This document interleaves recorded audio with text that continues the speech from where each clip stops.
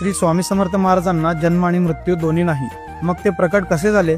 प्रकट दिनाचा हा इतिहास तुम्हाला माहित नसेल तर हा व्हिडिओ पूर्ण बघा। श्री स्वामी समर्थ महाराज हे आंध्र प्रदेशातील श्रीशैल जवळ असलेल्या कर्दळी वनातून प्रकट झाले।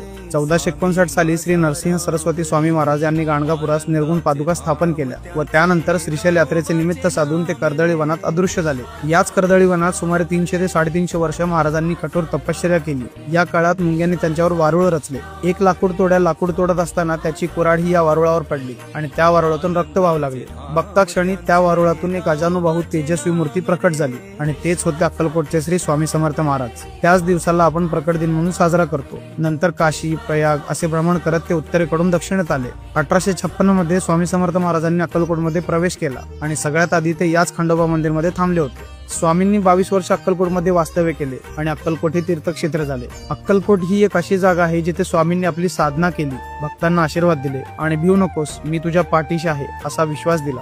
तुम्हाला कधीही वेळ मिळाला तर एकदा अक्कलकोटला नक्की भेट द्या, कारण स्वामींच्या दर्शनाच्या वेळी एक वेगळीच आध्यात्मिक ऊर्जा जाणवते जी शब्दात सांगताच येणार नाही। स्वामी